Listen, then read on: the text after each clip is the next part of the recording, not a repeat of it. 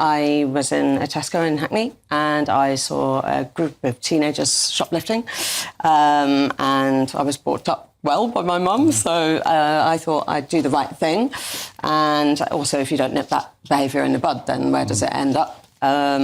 So I reported it to a member of staff, I did my shopping, and basically when I left the store, I was punched in the face by the gang of teenagers. They must have seen me tipping off the member of staff or something like that. You took a real pounding. Yeah, it was one punch as well. It was, one punch. Yeah, it's quite harrowing, isn't it? You did the right thing. You know, you're beautifully well brought up, Emily. You know, didn't occur to you perhaps that this may occur to you. It did occur to you, and it not only clearly physically hurt, but it traumatised you.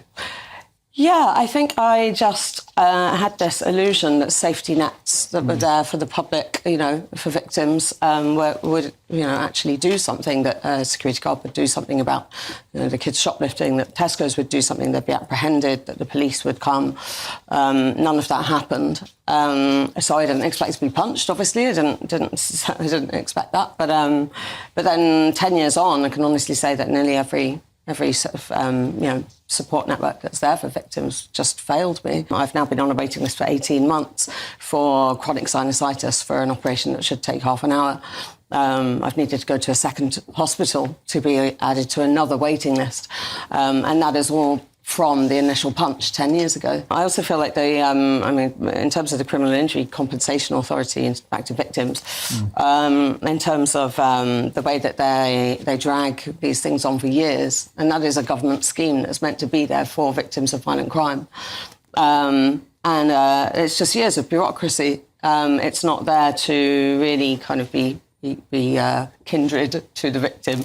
It's really there to try and protect the public purse, which is actually something they say. Is that another failure, would you say, of victims like yourself? Absolutely. It's like no one's ever been arrested for what happened to you. No one's ever seen a criminal record, let alone the inside of a prison cell. And then when you try and get financial retribution, which you're entitled to, you've been violently assaulted.